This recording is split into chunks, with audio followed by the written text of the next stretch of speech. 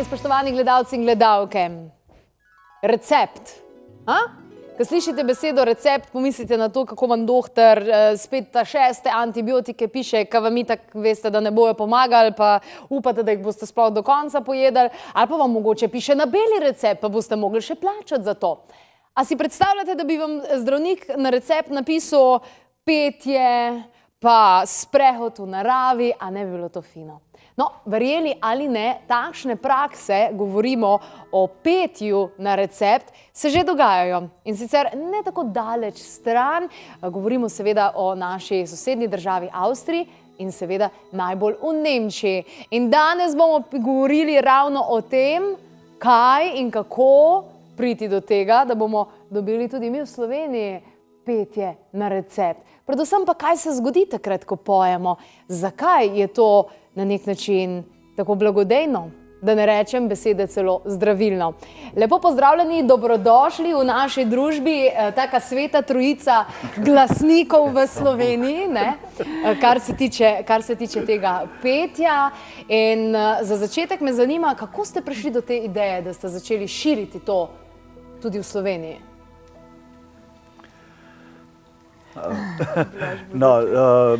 Jaz konkretno sem bil povabljen na okroglo mizo petje na recept, takrat sem zadevo malček bolj spoznal. Kot v svoji raziskavi, ko sem jo delal kot diplomsko nalogo na fakulteti za socialno delo, sva, bom rekel, s kolegom, sva takrat raziskovala zborovstvo in pozitivne učinke petja na posameznika. No in prišla sva do zelo dobrih rezultatov. Vse hipoteze sva potrdila, raziskava se je, bom rekel, dogajala v 7-8 zborih in to se pravi, kvaliteta življenja pevcev je boljša, drugačna kot kvaliteta nepevcev.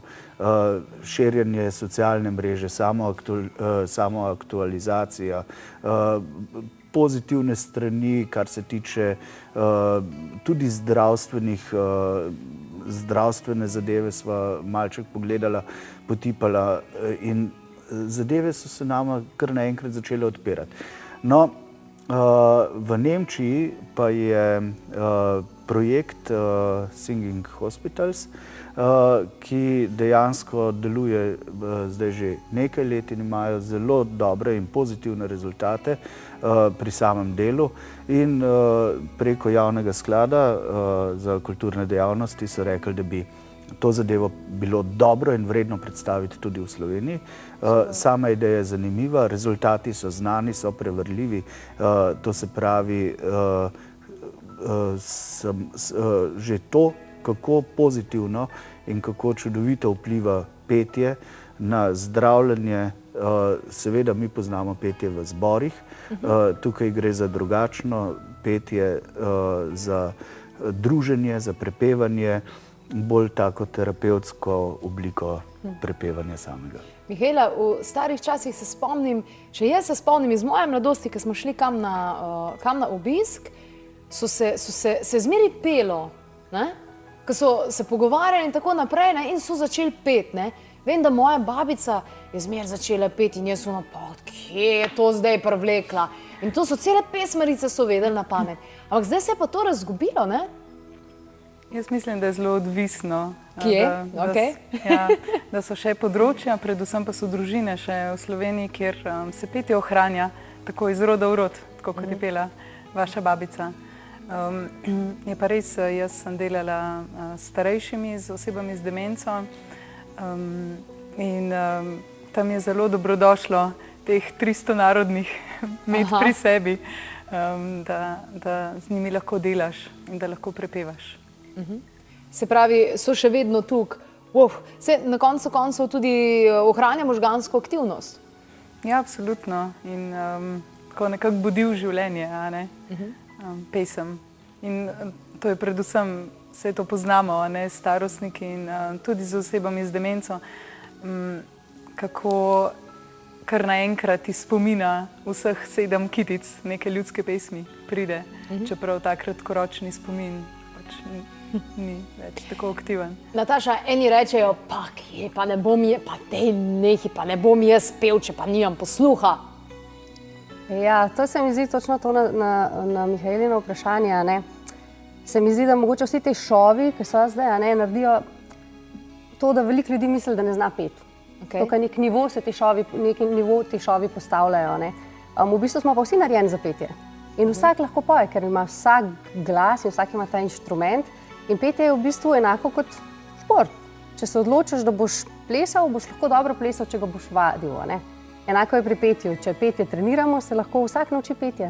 Tudi tisti, ki misli, da mogoče nima posluha ali pa da ne zna, s pravo vajo sigurno lahko se nauči peti. Bojan je prej rekel, ali imaš posluh ali pa veselje do posluha? Ja. To se pravi, bom rekel tako, tisti, ki je zainteresiran, da bi prišel, recimo pri nas so zdaj aktualni pevski zbori, kamor vključujemo otroke od praktično predšolskega obdobja do poznih zrelih let. Imamo čudovito izdelano piramido zborovskega petja v Sloveniji, to, da dejansko so vsi nekako, bom rekel, se razvijajo, sproti rastejo. No, ampak ljudje se vključujejo ali pa ne. V pevski zbor odvisno od njihovih notranjih potreb. Recimo tudi pravijo, nimam posluha, absolutno nočem peti. Običajno je to, kakor jaz vidim, neka označba, ki jo je človek pridobil. Žal, ali v šoli, ali so mu rekli starši, pa se ti nisi za to, ne, pet rajš fuzbal špilati. Ampak jaz sem pa prepričana, recimo, človek je res srečen, ne? Ki je srečen, pa ki nekaj se fajn počuti in tako naprej, ne? In ki je sam, ki ni nobenega zraven, ne? Pa zapoje si, pa ga čist briga, ali ima posluha ali nima posluha. V tistem trenutku zapoje in potem, če ga kdo zasači, je pa čist, ojoj, sorry. Se mi zdi, da bi vsi mogli začeti peti. Ne sam potušam. Ja, no, jaz bi rekel tako, mene profesorica za solopetje rekla, ne, vsi ljudje na tem ljubem Božjem svetu imajo posluh, ne, tle se strinjamo, ker drugače tudi govorili ne bi. Problem je v tem, ali je ta posluh negovan ali ni negovan. Tukaj se potem zgodi ta razkol med tem, a bo zadev točno. Namreč en kup miselnih procesov mora zlaufati, predno ti aktiviraš glasilke točno na določeno višino, poznati moraš telo in tako. Ampak to pevci potem delajo, ali pa bom rekel, zborovodje jih temu pripravljamo, učitelji jih temu pripravljamo. V naši oddaji Klepet ob kavi smo gostili že več kot 2000 dejansko strokovnjakov iz Slovenije, iz tujine in tako naprej. In ena od rdečih niti, o čem so vsi govorili, je, kako pomembno je, da smo sproščeni. V tem smislu, da če nismo sproščeni, naše telo ne funkcionira, celice se zaprejo, ne gre ne ven, ne not. V glavnem, stres je bolezen 21. stoletja kot taka. In zdaj, če si jaz predstavljam enega človeka, ki si poje, ta človek je sproščen. Ta človek je sproščen, ta človek ne more biti v nekem krču. Razen, če je pol, ne? Se pravi, se sprosti. Bi lahko potem rekli, petje sprošča. Ja, definitivno petje sprošča, če nisi v kakšni stresni situaciji. Če si v stresni situaciji, pa petje lahko te tudi privede do stresa, ne? Če greš na kakšno tekmovanje. Tako, ne? Zdaj, če si pa ti doma, pa poješ za sebe, je pa to sigurno nek sprostitven proces. Bi se strinjala, Mihaela? Ja, absolutno. Okay. Tvoje delo je bilo usmerjeno predvsem v starejše ljudi, starostnike tudi. Kaj ste recimo ugotovila? Do kakšnih zaključkov si prišla? Jaz sem delala v domu starejših v Logatcu kot študentka glasbene terapije s skupino dementnih oseb z demenco. To je bilo 5 oseb.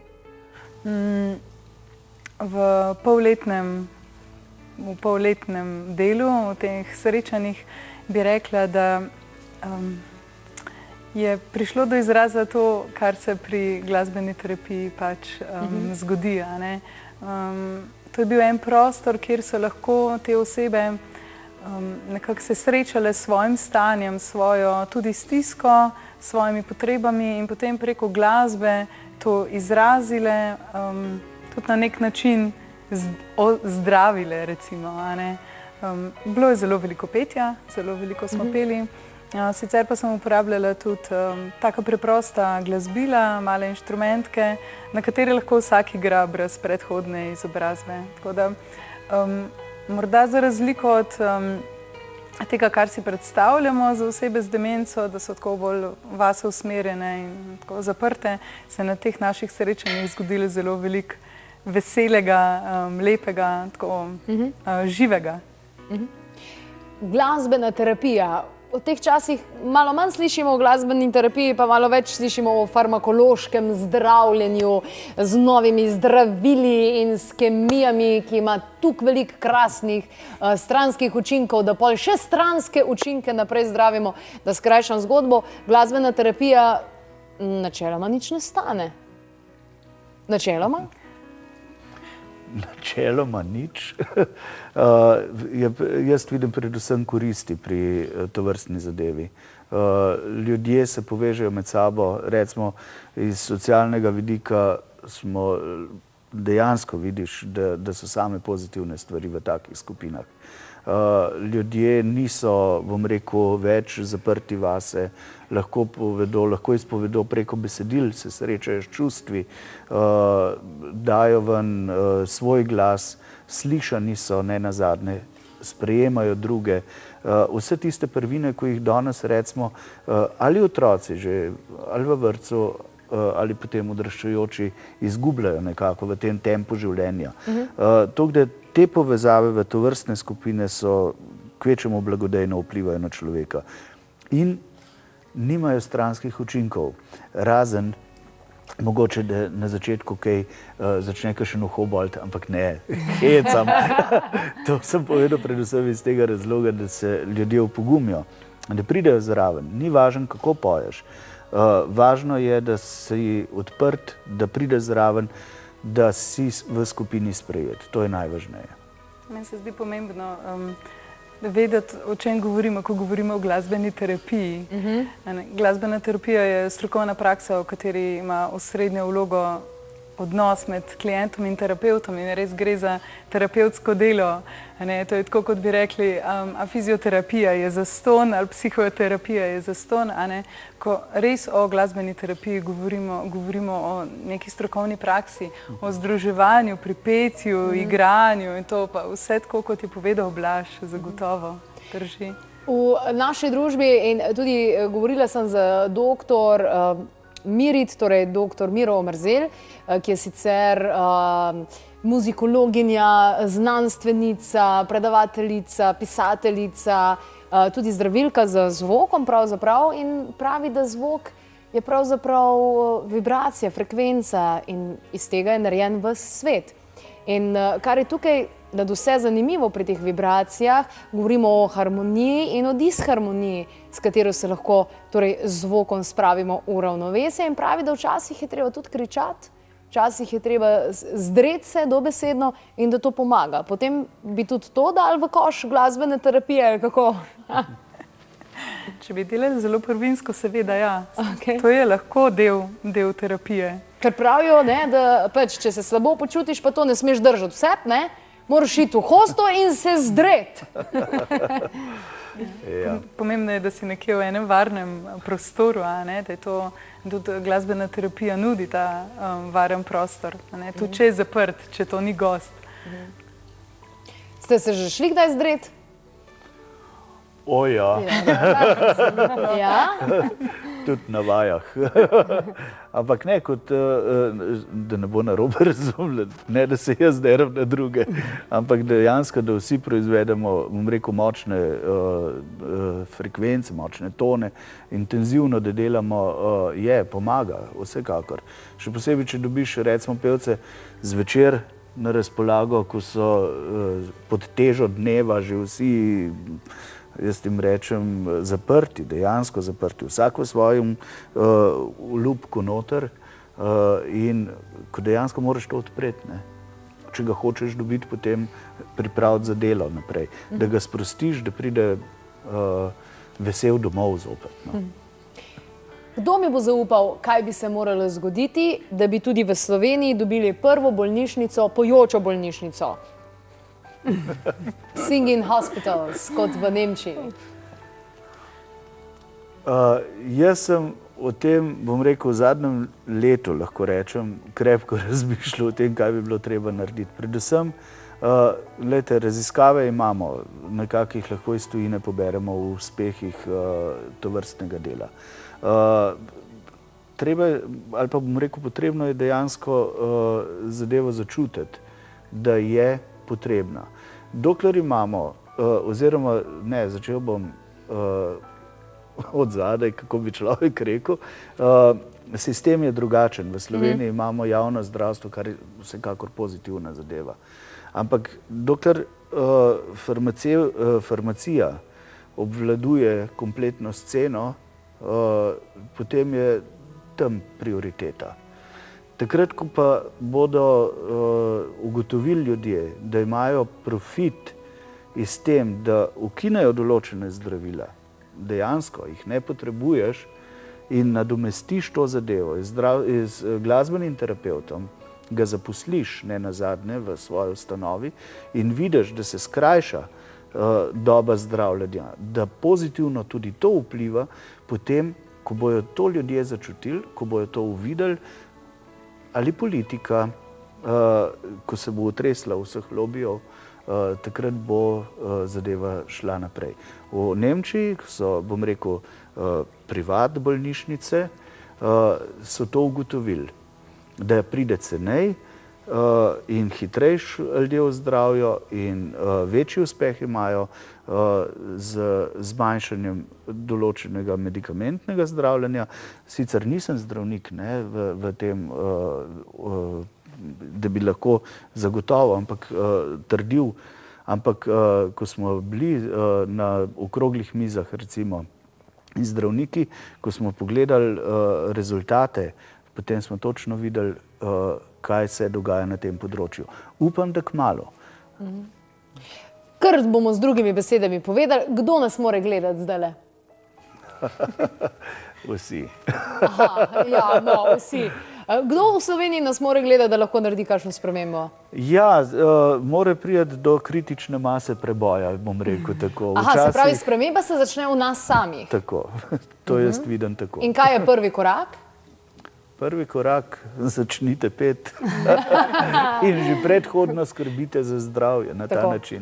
Se pravi, da danes spodbujamo naše gledalce in gledalke, da se pridružujejo pevskim zborom po vsej Sloveniji in da izkoristijo vsako priložnost za petje, pa da izvlečejo iz predala uno staro pesmarico, pa da začnejo mečken pet med sabo. In kako gre ti spregovor? Kdor poje, slabo ne misli? No, evo, kaj še rabimo drugega dodati? Veste pa, kakšna moč ima sama misel in veste, kako je zelo, zelo pomembno, da mislite torej prave misli. Dobre misli, torej s petjem. Najlepša hvala. Tako, spoštovani gledalci in gledalke, še kakšna informacija na www.klepetobkavi.si. Danes lahko tam najdete novice tudi o tem, kako vaši hišni ljubljenčki, torej mačke in psi, vplivajo na vaše razpoloženje, zakaj je fajn, da imamo kakšno mačko oziroma kakšnega psa, pa tudi vse ostale informacije, med drugim brezplačne meditacije. Ja, pripravila sem vam tako z moldavitom, z zvezdnim kamnom. In dajte si pogledati, dajte si prisluhniti, poleg tega pa tudi ritual, nekaj minutni, preden greste kosilo ali pa preden greste večerji. Vse to so brezplačne vsebine, ki čakajo na vas. Za elektronske novice pa se lahko tudi prijavite in sicer tako, da greste na www.klepetobkavi.si. V zameno vam pošljamo kakšen recept ali kakšno zanimivost in vas v vseh teh informacijah obveščamo iz prve roke. Naj vam bo svet lep, pa torej se vidimo in klikamo na www.klepetobkavi.si.